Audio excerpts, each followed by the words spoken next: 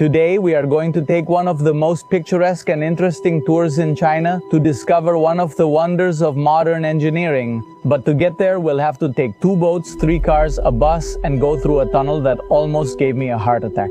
Its name is the Three Gorges Dam, and today it is considered one of the most important projects in the history of humanity. It's now 7:45 in the morning and we're at the visitor center where you buy the tickets. And many people come to learn about the history, not only about the dam, but they also want to learn about the history of the hundreds of thousands of people who had to leave their homes so that this dam could become a reality. And look, at the visitor center, you're welcomed by some girls dressed in the traditional clothing of the time, which is very beautiful.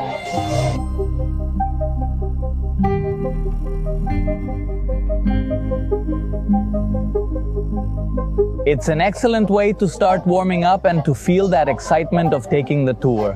To enter, you need your passport, as always. Always carry your passport in China. Unlike other places where you can leave it at the hotel, here you must carry it everywhere. So if you come, make a note of it.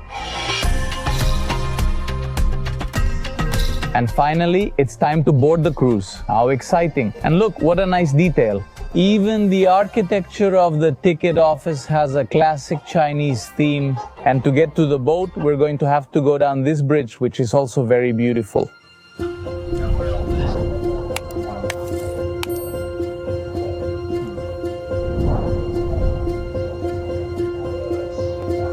I love all the details they have before you get on the boat.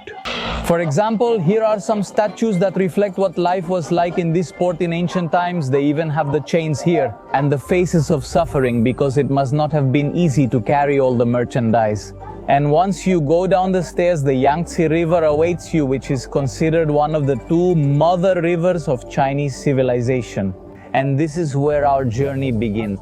In front of us is the largest electric cruise ship in the world, and I understand that its battery is equivalent to what 100 modern Teslas would have. This is also one of the first electric ships in the entire country, and the idea is that in the future all of them will be like this, so that cruising on this type of ship will be sustainable. And thanks to technology, about 530 tons of fuel can be saved and around 1,600 tons of emissions can be reduced each year. Let's check it out. The crew is waiting for us here. Welcome to the world's largest electric cruise ship. Good morning, do I need the ticket? It's like a miniature Titanic, and well, the fact that it's the world's largest electric cruise ship, it doesn't mean it's a huge ship. On the contrary, for a cruise ship, it's actually quite small, but it's still one of a kind.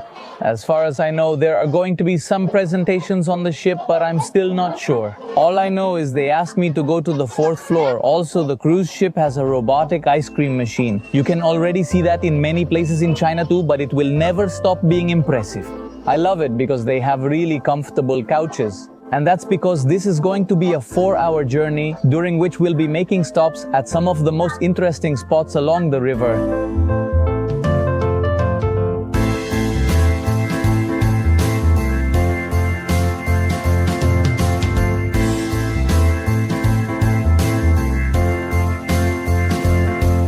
And talking with the guide, he told me that those are the chargers used to charge the boat's battery. But they have 2 types of chargers. One is the fast charger, which is high current, and the charging process takes between 6 and 8 hours. On the other hand, there's slow charging, which takes around 12 hours. And it's the one that's used most of the time to extend the battery's lifespan. Something interesting is happening now. The ship is spinning on its axis, and the guide just told us that this is one of the few ships in the world that have that capability. Because underneath it has something like a turnstile that helps it maneuver, and this makes the captain's job much easier, since instead of making tight turns, or as we say in Mexico, truck driver turns, the ship has the ability to turn on its own axis without needing to move forward. It just did it now. We came from over there and it turned and changed direction easily. Now we've reached a section of the cruise that has a lot of people excited. And if you notice, everyone has crowded here at the front of the ship because we're about to go up on a boat lift. But besides this cruise ship, these types of lifts have the ability to raise impressive and very heavy ships. The perfect example is this car carrier ship that just came down from the same lift we're about to go up on, and all with the power of water.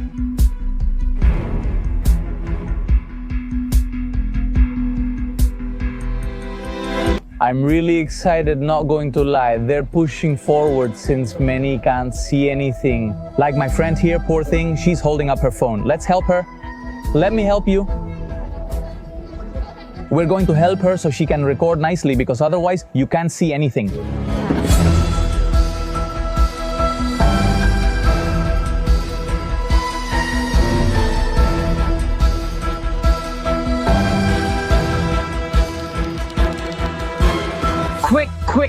Quick, run. They said that now it will look better over there and everyone is running.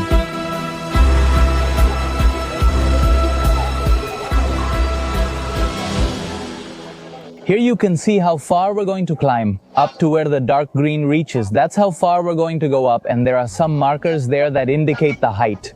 But I wanted to show you how close we are to the wall. We can literally touch it, and you might think it's pretty dangerous, but it's not.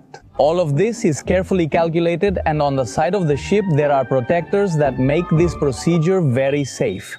And now the doors are going to close behind us. And that's why there are so many people crowded at the bottom of the ship, because everyone wants to have the closest view of something that is truly impressive.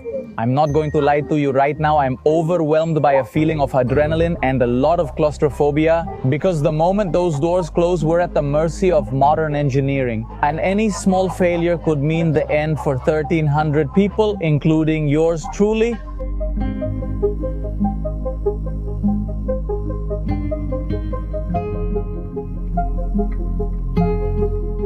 Oh my God, we're locked in. Isn't anyone scared? Scared of what, Guero? I'm scared. Me neither, Guero, but we're on a boat. Yeah, it's fine. Wow. Now you can really see how the ship is rising, and it's pretty obvious it's doing it at a great speed. We'll have to ask the guide how long it takes to rise. Remember, this ship weighs several tons, carries over 1,300 people, yet rises effortlessly, all thanks to the power of water.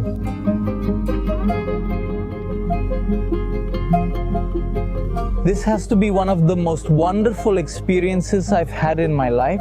And I just saw something that gave me goosebumps, something that rarely happens. It's because behind me, a couple of elderly people look totally fascinated. I can't even imagine the excitement he must feel when he realizes how much his country has progressed since he was a child. Judging by his face, the elderly man must be around 80 to 90 years old, which means he was here even before the Communist Party came to power. That means he lived through part of the 100 years of humiliation, during which there was extreme poverty and even a great famine. Surely at some point he must have faced a tough time, but suddenly standing here in front of the dam must be something very moving. And honestly, I have good envy for him, because I hope that someday I can return to my country and have the same feeling. Thank you for seeing this place. Gezhouba Dam. In total, the dam is 70 meters high and more than 2 kilometers long. But this is just the little sister of the Three Gorges Dam, which is our final destination. So, if you think this is impressive, just wait a moment, because you're going to be amazed. Now we're passing through one of the most interesting sections of the river, known as Silinxia. That's because in ancient times, this was seen as the river's most dangerous area, and it was greatly feared by all the merchants who dared to navigate its fast and dangerous currents. Today, the landscape is entirely different, because thanks to the Three Gorges Dam and the Gezhouba Dam, which was the one we passed at the beginning, now the river is quite leveled, and what used to be a dangerous slope has now become a fairly stable stretch that's very easy to navigate. Otherwise, it would be impossible for a cruise ship of this size to cross the water so smoothly. But the most interesting thing of all is that nowadays in this section there is a very interesting tourist attraction known as Sangsia Rengia, or in English, the Three Gorges families. This is an imitation of what used to be a traditional village of the minorities who lived along the Yangtze River. In it, the local architecture is recreated and you can see all kinds of songs, dances and traditional clothing of the people who live along the valley. And it's a very beautiful experience that unfortunately we won't be able to enjoy today because we would need a whole day for that and we don't have that much time. If you come here, I highly recommend going. Noelia and I had a beautiful experience there 3 years ago. Now we're about to arrive at the Sandouping dock, which was the town chosen to build the Three Gorges Dam. But before getting off the boat, there's another presentation.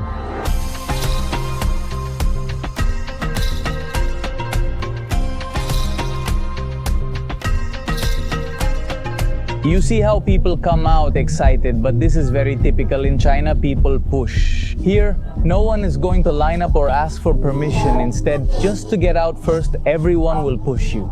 See you later, my friend. It was a pleasure. Now then, welcome to Sandouping, which was the place that, after years and years of studies, was chosen to carry out the construction of the Three Gorges Dam. And that's because its geographical location was perfect for the project. Since there are fairly narrow valleys around and strong rocky walls that are ideal for supporting the weight of the construction wall. And it's precisely at this point of the dam where more than 80% of the entire upper Yangtze basin is controlled, which is crazy in terms of scale.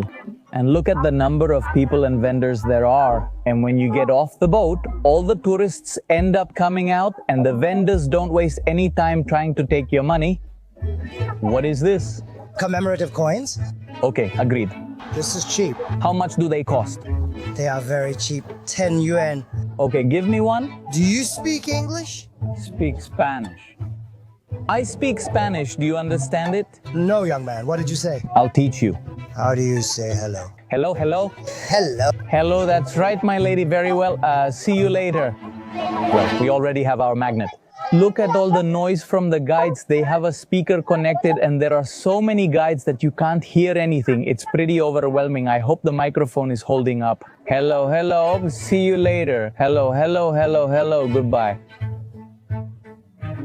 See you later. Before we start our tour, it's time to eat. We just met a very handsome gentleman who welcomed us very well dressed and is the owner of this restaurant. However, he was among those who had to leave their homes for the dam's construction. Nice to meet you, sir. Hello, nice to meet you. Where did you originally live? I was born right here in Sandouping, but I had to move because of the construction of the dam.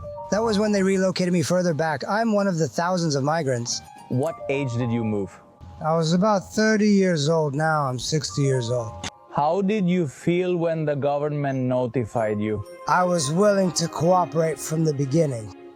It was a necessity for the country. The relocation is for the people of our area, for the local residents. It improved our lives and brought us wealth. It improved every aspect of our lives.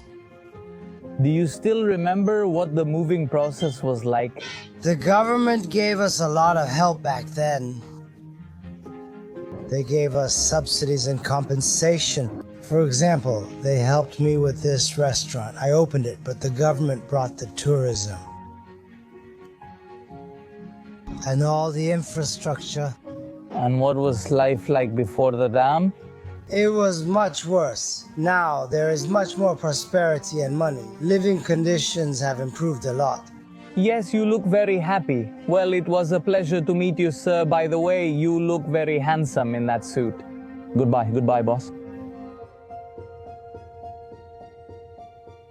I found his story really interesting because he and his family are part of the millions of people who had to leave their homes in order to carry out the construction of the Three Gorges Dam, and for that it was necessary to flood a strip of more than 600 kilometers long. Because of this, entire cities, towns, and temples disappeared under the water. In fact, to make it possible, about 1.3 million people had to be relocated. This makes this project the largest human displacement caused by an engineering work in modern history. And according to what I found on the internet, the families who were going to have to leave their homes were given a notice between 6 and 12 months in advance. And the relocations were carried out in stages, as the reservoir was gradually filling up. For this, the government had to create an economic compensation program that included new homes or land in higher areas or even in other provinces. And for many, it turned out to be a pretty positive change. That's why the owner of the restaurant was so happy sharing his story with us. And even though many people doubted this project at the time, today it has improved the lives of so many people. And it's thanks to this dam that today one of the most populated countries on the planet has enough electricity for 1,400,000,000 people.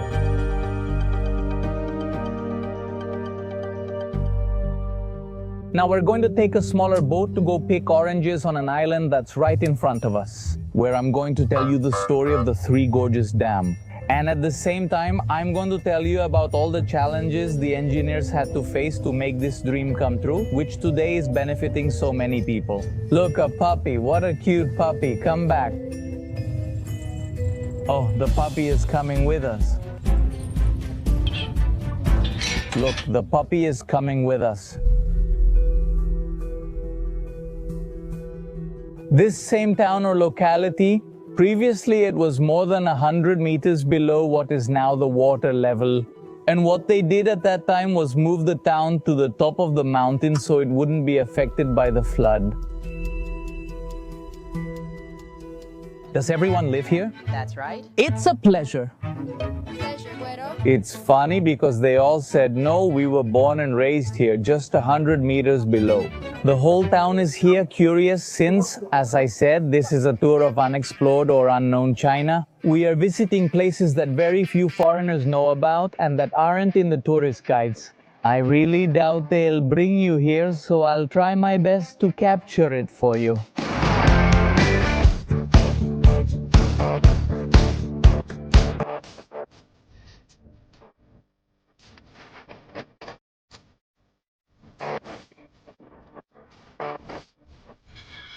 We have to go through a tunnel that's making me really claustrophobic. There's a lot of water and it also looks like the tunnel is flooding. I'm really scared. Baby knows what I'm all about. What I'm all about. My baby knows what I'm all about.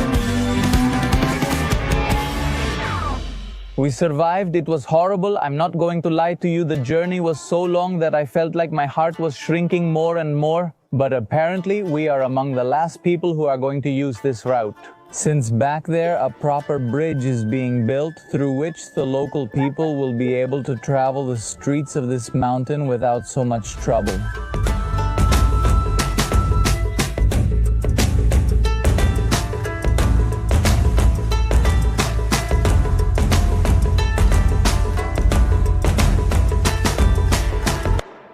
Hello, high five.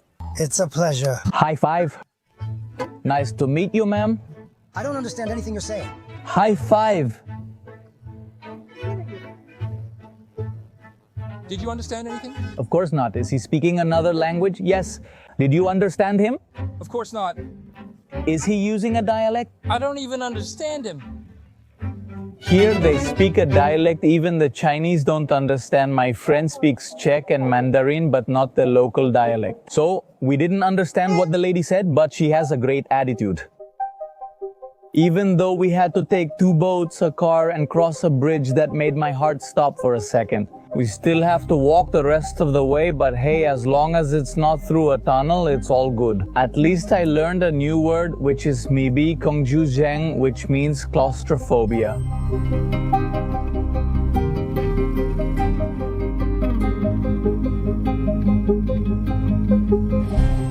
Mango. We've arrived at the place where they grow oranges just as they wanted to show us. And it's really curious because these oranges look like mangoes. I've never seen an orange with this shape and with this smell. They smell strange. Last year we received this train, and we also started working with drones. Thanks to these tools, we are 5 times more productive. The biggest benefit is reducing the burden on the farmers. Through technology, they have a more relaxed life. And they're telling us that previously the farmers had to carry the oranges on their backs, but nowadays, thanks to the help of the government, they have technology like this, which is like a little train through which they can transport their oranges and bring them down to the town. And they also have drones that help them with the crops, like the ones we have flying over there.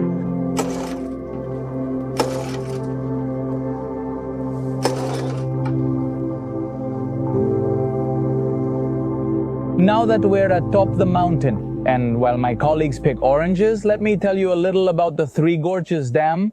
Its Chinese name is Sanxiataba, and its construction began in the year 1994. But it wasn't until the year 2009 that the project was finally completed. Its construction cost approximately $30 billion, but its planning took many more years, since it is said that even the old Yangtze proposed its construction. Why would the Chinese want to build the world's largest dam? Well, it turns out that for more than 2,000 years, the Yangtze River has been a flood zone. It's said that every 10 years there was at least one catastrophic flood. Among them, in the year 1931, there was a flood that ended up killing more than 130,000 people and destroyed around 2 million homes. Seeking a solution, they conceived the idea to build the world's largest dam. At the same time, it would bring other benefits, such as generating energy and making navigation and trade in this area easier. However, building the most ambitious engineering project in the history of humanity came with many challenges. Considering that to build a dam you have to do it in the middle of a river, you might be wondering, how is that possible? Well, this project had to be developed in different stages. In the first stage, they had to build 2 temporary dikes blocking half of the river's flow. These dikes were made with very heavy stones that were thrown into the river to divert the flow of water. And in the space left between the 2 temporary dikes, the engineers had enough room to start the construction. Once they finished the first half of the dam, it was time to build the next half. And this was a real challenge, because in order to do it, they had to build another temporary dike that they would later have to remove. To do this, they first filled that section of the river with hundreds of tons of earth and then built a huge concrete wall on top of it that served as a temporary dike. And once they had blocked the flow of the river's water, they began construction of the second stage of the Three Gorges Dam, which took a very long time to complete and more than 40,000 workers. Once the second stage was finished, it was necessary to remove the second temporary dike. But how were they supposed to remove so many tons of concrete that were already underwater? Well, the Chinese engineers were quite smart, and during the construction of the temporary dike, they planted 190 tons of dynamite in it, which in just a matter of seconds destroyed what took months to build.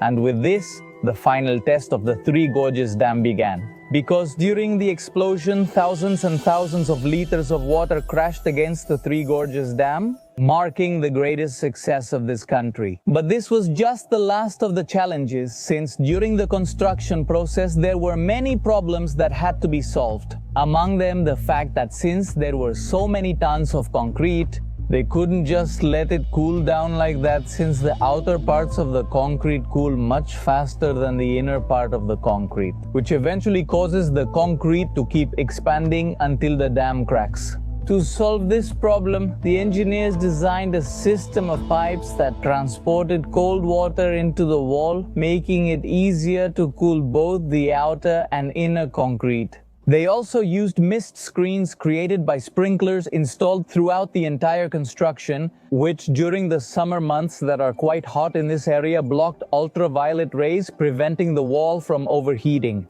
On the other hand, there was the risk of flooding since, as I mentioned earlier, the Yangtze River is historically prone to flooding, and the fact that there is such a tall dam didn't mean that the risk of the water level someday exceeding the dam and flowing over it, causing its destruction, was eliminated. For that purpose, a lot of ramps were installed because in case the water ever flowed over the top, the ramps caused the water to rise and shoot upward, which eliminated the risk of the dam being destroyed. And finally, there was the concern that the dam would end up eliminating the sediments that naturally flow with the river. And all these sediments are extremely important for agriculture since the river naturally carries all the minerals that are necessary for the farmers' crops. But to solve this, the engineers created a system of gates at the bottom of the dam through which the sediments can flow without any problem. And at the same time, the risk of sediments accumulating to the point where they could interfere with the power generating turbines was eliminated. But anyway, these are just some of the challenges that had to be solved during the construction. But like them, there are many others, such as the relocation of 1 million people, the relocation of hundreds of buildings and temples, and the measures to preserve the environment and the ecosystem that lived in the river. But let's stop now, because the drone that helps them pick oranges is coming. Whoa, that's crazy.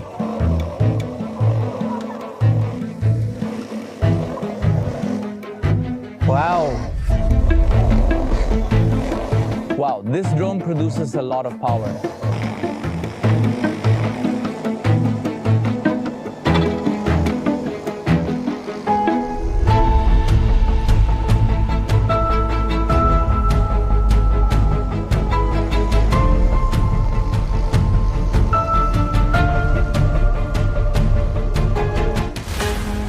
Now they've brought us to one of the most wonderful views in town to show us how the local people sell their products. And it's really interesting because in such a remote place, you wouldn't expect them to rely so much on technology. Since they sell their oranges through live streams they do every night right here, come with me to see how they do it. They are foreign friends who came with me, but usually it's the local people who are doing the live streams. Here they place their oranges if they have the equipment to sell through the platforms. And if you've watched our videos frequently, you probably already know that in China, the live streaming industry is huge and it's the main method of buying and selling used on the internet. I think this still isn't very common in Mexico or in Latin America, but I'm sure that very soon it's going to arrive and it's going to catch on really strongly.